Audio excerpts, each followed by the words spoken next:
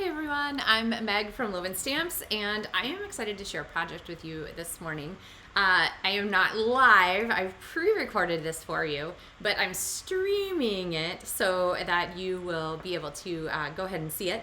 And the feature for today is going to be the Textured Notes stamp set and the textured, oh, hold on, I have to consult my cheat sheet.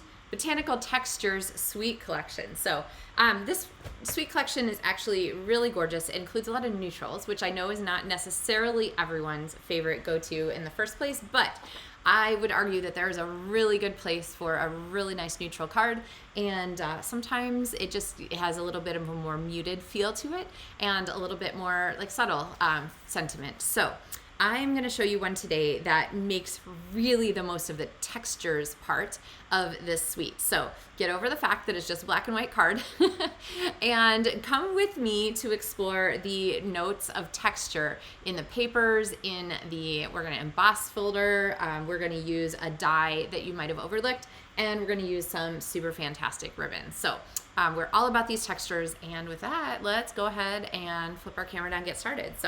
All right, so Textured Notes includes the textured note or textured botanical textures includes textured notes and textures notes dies. Now these dies do not cut out any of these images here. Instead, they provide all of these amazing frame textures, and there are a whole bunch of these, and these are my favorite kind of dies actually for doing a lot of quick stamping. Sorry, my washi tape is getting stuck.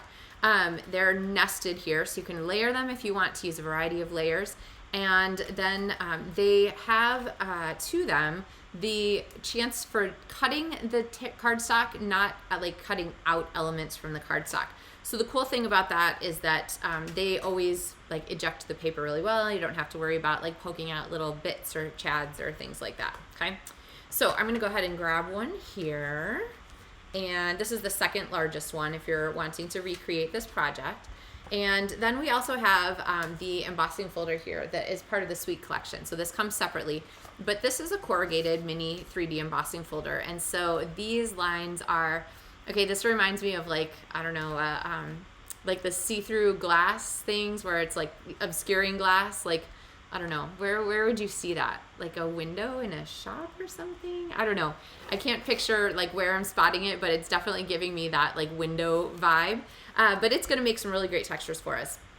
There are two designer series papers in here. This is the Botanical Woven Textures paper, and it includes these patterns here and a really pretty really pretty selection of these. I think there's actually 4 papers in here, so you get several of each one.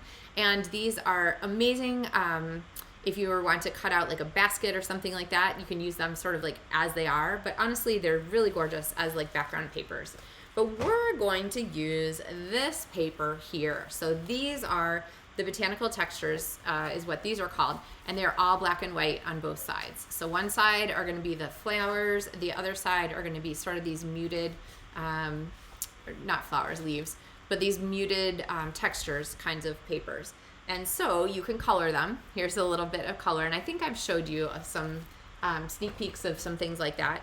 But we're going to go ahead and we're going to use them just as they are. So I have here 1, 2, 3, 4, there should be 5, nope, I guess 4, okay.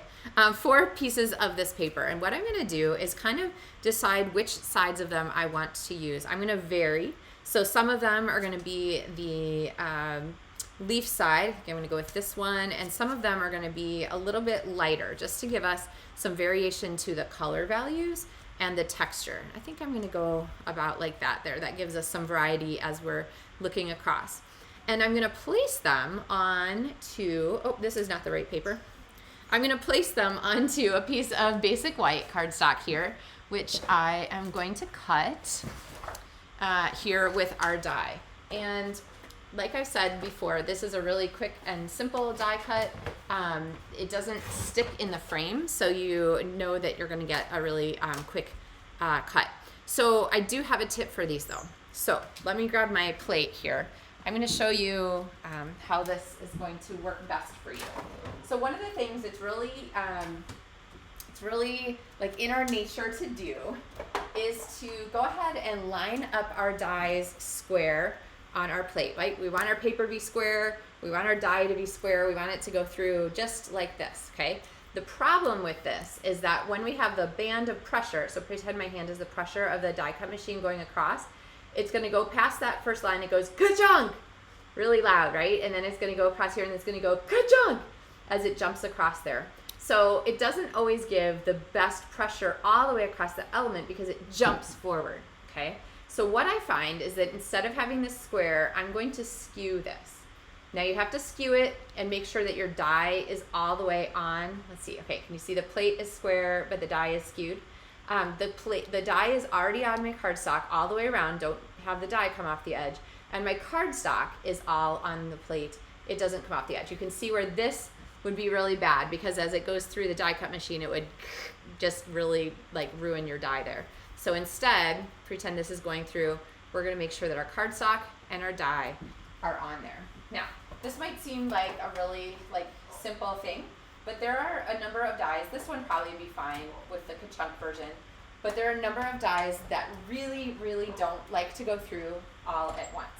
And so you're always gonna get a better result if you spread out that pressure across many parts of the die at one time rather than having it skip and jump across. Okay, so there is that beautiful texture on the edge and our card here.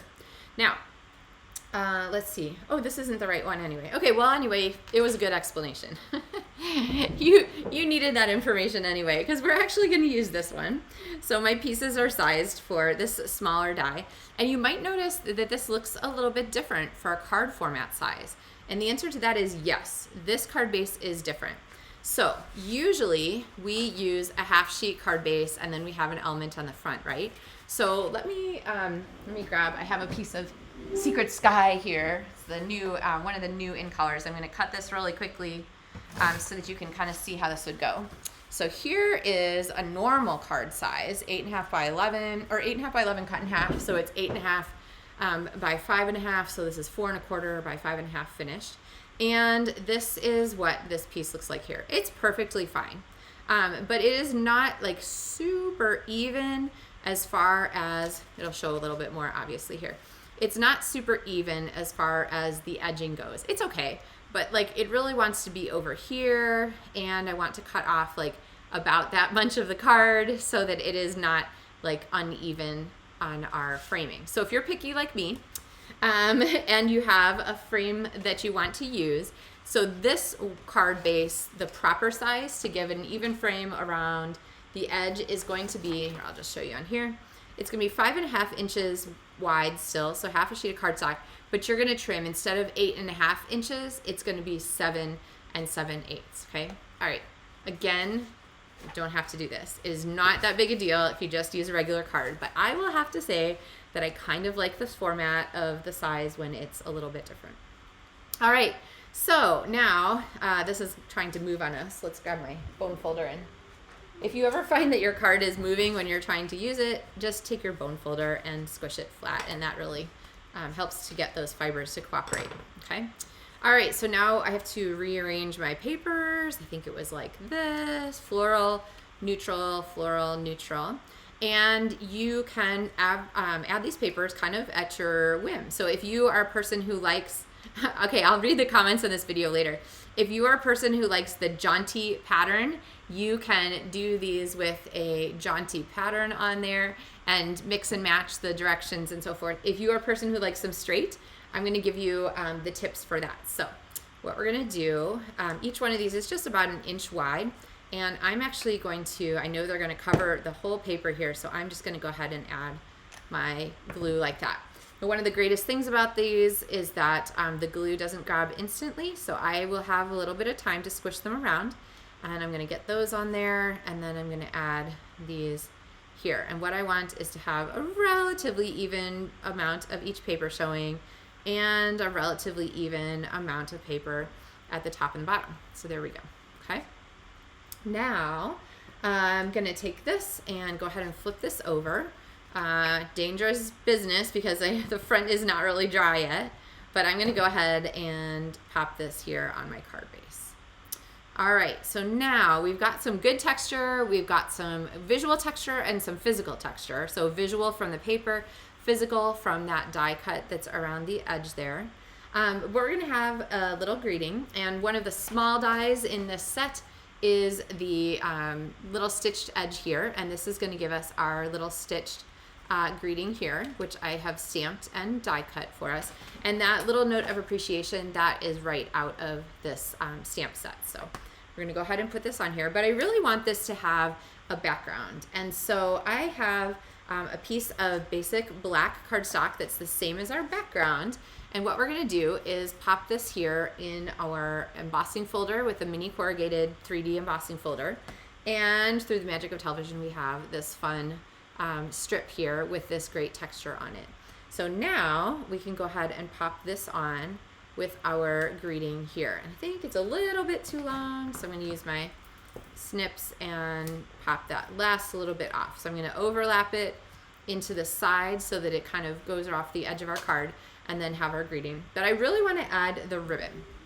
Now the ribbon for this is a really fun. It is like a gauzy ribbon, and for some reason, it is not right here where I'm getting my video ready. I think because I have been using a ton of it. Aha, there it is. For other projects, because it's so fun. Now you get this ribbon, it's white. It is just white neutral, but it is really easy to color. So you can color this with Stampin' Blends markers, with Stampin' Write markers, your ink pads. You can just press it in and get this ribbon to be custom colored. But the greatest thing about this ribbon is the texture. It is like gauze. So my friend Lindsay Mann, who I do the Maker Club with, the subscription Maker Club that we do each month, Lindsay says that we should all save this ribbon and use it in October when we're making mummy cards, so we can have our little Halloween mummies wrapped with the gauze. But I don't know if I'll be able to make mine last till then. So we're gonna go ahead and trim a nice corner here at the end. And I'm gonna go ahead and place this on our card, and I want it to have just a little bit of like texture and motion. And so this is gonna have a zigzag effect, and it's gonna sit like this. All right, so now I'm gonna trim off the end. Okay, and now how, Meg, do you get that to be exactly where you want it? You used your Stampin' dimensional edging. So I'm gonna cut a piece of the edging here, and I'm going to flip this over to the back and put it down on the table. And I'm gonna put that all the way, that strip all the way across there where I've been holding my element. So now we have our ribbon element carefully placed exactly where I want it and ready to go onto our card. So let's go ahead and put our strip on here. Multi-purpose liquid glue is the best choice for using with corrugated or like deep embossed images here. And then I've got my strip, and it's gonna fit just above the corrugation, so it's not gonna go on top of the corrugation, which is gonna keep our card a little bit flatter, okay? And there we have our really, really simple note card. Now I have another, well, that we might as well use this one. I'm gonna grab the textured greeting here from inside the textured Botanical set here from Textured Notes, and we're gonna pop this on. And I've got my Memento ink pad handy. So I'm gonna ink this up, and we're gonna stamp on the inside to go along with our card and sort of extend that design towards the inside. So, all right, get that out of the way. And now we have that element that's customized and put inside our card, and a really simple card. So when you sit down to stamp, it doesn't have to be about crazy color combinations. It doesn't have to be about like really like busy, crazy kinds of layers. It can be a subtle deal. And the Textured Notes and Botanical Textures suite are just really beautiful for making the most of that. I have another sample of this one to share with you. This one, I used a bow on our card instead of the strip of ribbon. And this one used the larger cut here on the front, and then a little bit larger strip here. So see how we have those two different sizes. I'll put them next to each other. Two different sizes of frames. But I've had these in my studio for a while because I created them originally for a demonstrator card swap. And these are the card that everybody like, just the one that people gravitate towards. So there are a lot of cards like on the counter here behind me, like a lot of cards, because I hate putting them away, right? They're really fun, they're pretty, and when I look at them, like, oh, I remember making that card. Anyway, so eventually they get into my basket and they get mailed and so forth, but in the meantime, I hate putting them away. So this one's been sitting out for a while, and it's the card usually that people stop and they're like, oh, I like that card. So remember, sometimes it's not about the like crazy color. Sometimes it can be very much about a really beautiful neutral card, monochromatic, just black and white, and give you a chance to really display that texture that's in the cards and in the stamps and the paper and the dies, rather than focusing so much on color. So, all right, everybody. Well, I hope that you have had a wonderful Tuesday, that your week is off to a good start. And I will see you next time on Maker Mornings with Meg. So sorry I couldn't be here in person today, but I'll tell you all about my adventures when I get back. So happy stamping, everybody.